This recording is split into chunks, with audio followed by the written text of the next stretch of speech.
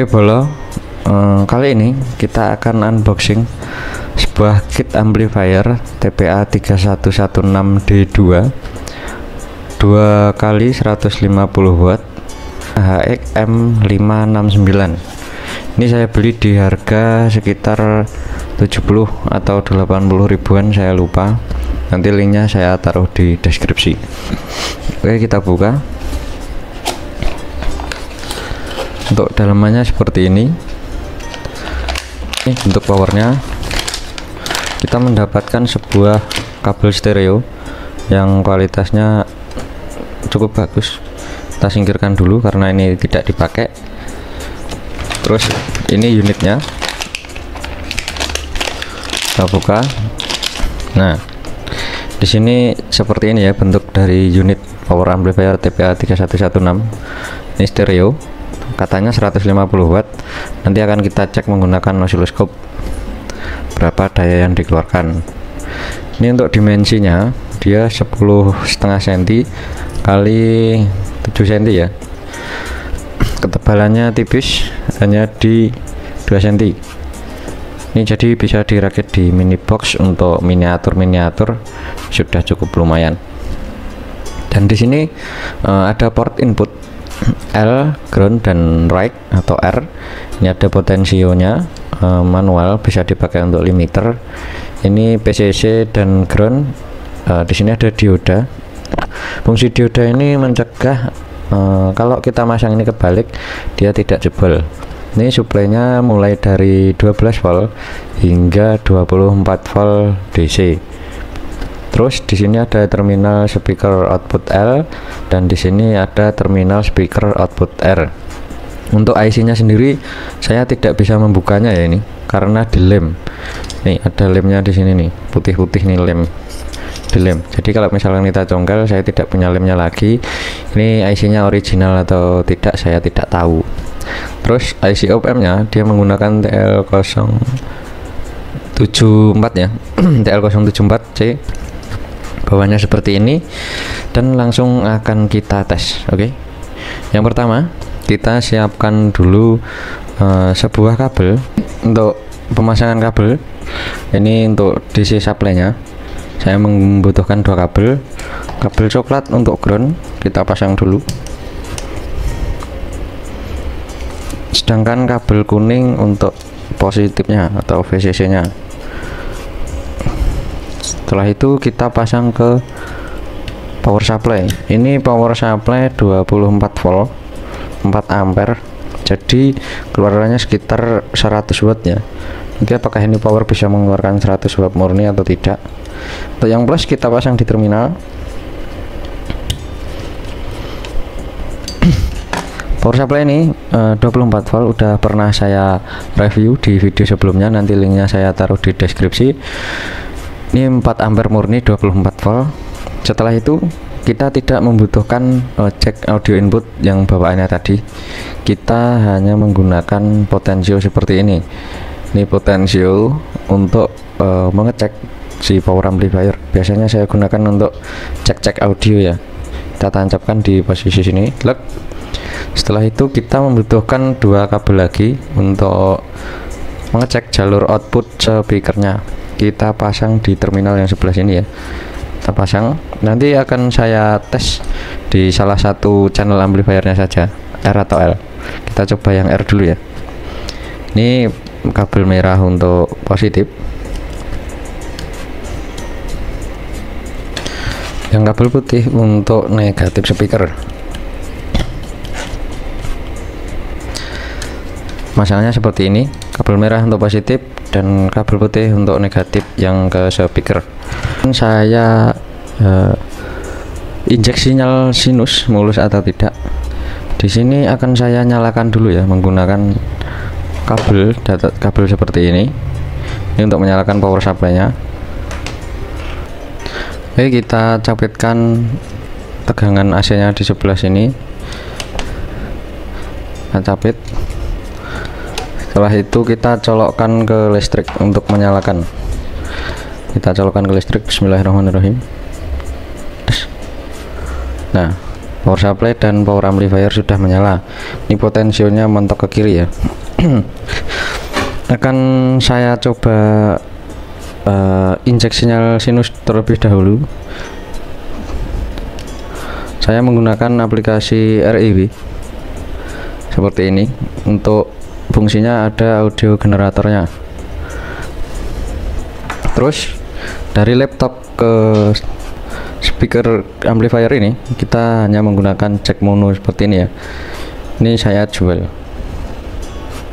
ini murah sekali ya, Geissler, dan ini juga Geissler untuk kabelnya Canary. Kita tancapkan ke audio laptop dulu. Setelah itu di sini frekuensinya di 100 Hz. Saya menggunakan frekuensi 100 Hz dan volt per diff-nya di 1 volt. Kita play, terus kita akan cek sinyal sinusnya menggunakan osiloskop Heller. Apakah sinusnya mulus atau tidak? Yang pertama kita nyalakan dulu osiloskopnya. Kalau sudah menyala, kita menggunakan probe 1, channel 1, yang channel 2 saya matikan. Terus probe positif dipasang di speaker positif seperti ini. Itu ada ripple. Terus untuk yang negatif kita pasang di negatif. Ini ripple dari cas laptop saya ya, kita cabut cas laptop saya. Setelah itu kita colokkan audio dari laptop yang ke amplifier. Kita colokkan, kita cek sinyalnya mulus atau tidak. Ini volume laptop di 50%. Kita putar ke kanan potensinya, kita kecilkan volt per diff-nya terlebih dahulu di 10 volt peak to peak. Oh, masih kurang kecil.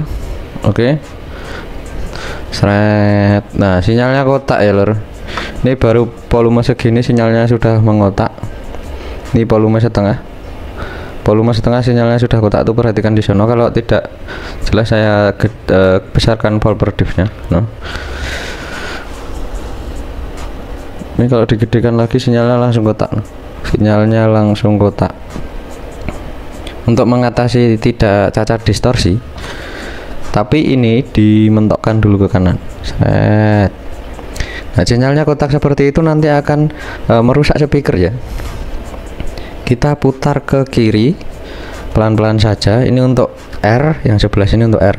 Karena kita menggunakan output R, maka kita putar VR yang sebelah kanan sini. Kita putar nyampe sinyal sinusnya itu benar-benar mulus. Laptop kita maksimalkan, terus di port potensio ini kita maksimalkan. Terus di VR ini kita putar ke kiri agar speaker kita awet ya. Nah, pelan-pelan saja. Ini karena sangat sensitif VR. Nah, dia keluar di 19,5 volt di sini. Terus saya tes load terlebih dahulu. Ini kabel menuju ke dummy load. Ini dua, ini kabel menuju ke dummy load yang ada di sana, dia 8 ohm. Kita capitkan ke output speaker itu plus, dan sini main kita capitkan. Kita nyalakan tang ampernya, ampere AC, ampere AC ya. Kelihatan nggak? Kelihatan. Saya jauhkan seperti ini. Untuk memonitoring volt di sini, saya akan menggunakan voltmeter satu lagi. Ini memakai Zotac JT 100. Kita masukkan probe-nya. Karena kalau di osiloskop dia tidak terlalu kelihatan jelas ya. Biar angkanya jelas, kita pakai eksternal voltmeter aja. Di sini kita taruh di sebelah sini saja. Oke, sudah cukup jelas. Nah, kabelnya berantakan. Di sini probe-nya akan kita tancap positif ke positif, kebalik tidak apa-apa. Loh, kok mati? Nih kelihatan nggak AC?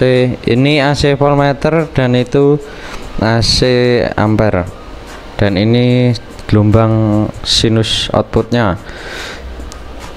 Kita buka aplikasi REW,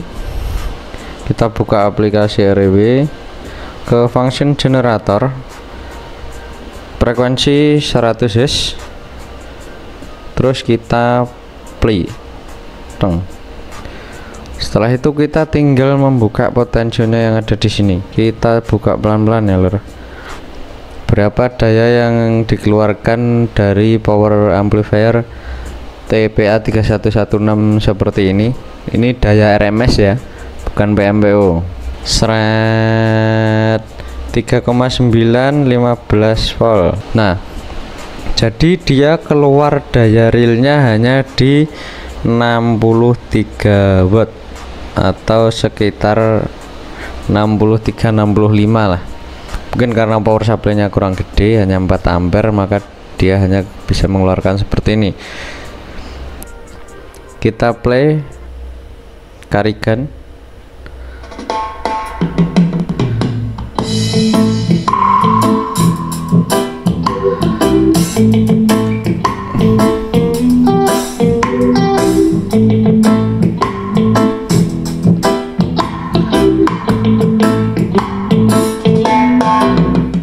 Ini menggunakan mic eksternal ya, seperti ini. Rekornya, jarak micnya sekitar 1 meter.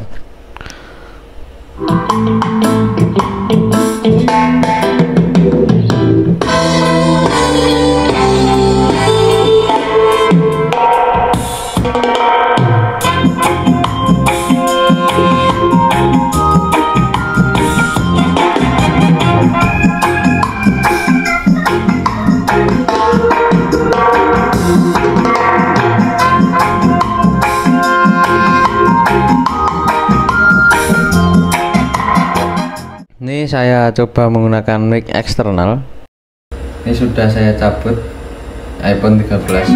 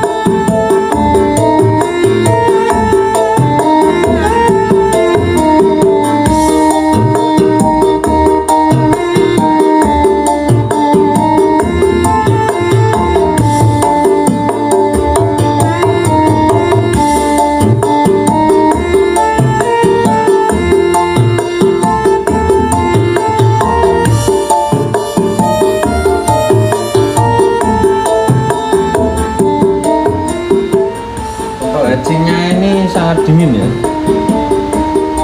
tapi juga memerlukan kipas nanti kalau misalkan diputar seharian.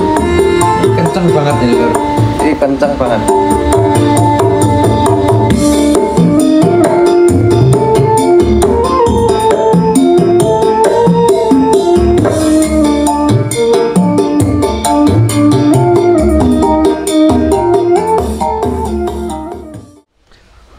Oke, video dari saya STV Elektronik cukup sekian dulu. Terima kasih ya.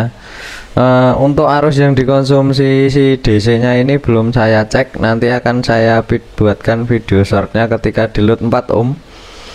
Akan kita tes berapa ampernya dan berapa ampere di DC dari power supply nya.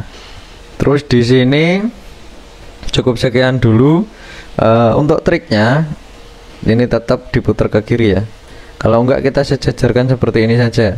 Kita arahkan ke jam 3 agar meminimalisir speaker kita tidak jebol karena DC supply yang tadi sinyalnya kotak. Oke, sekian dulu dari saya STV Elektronik. Jangan lupa like, share, dan subscribe jika channel ini bermanfaat bagi Anda. Siap. Wassalamualaikum warahmatullahi wabarakatuh. Thank you.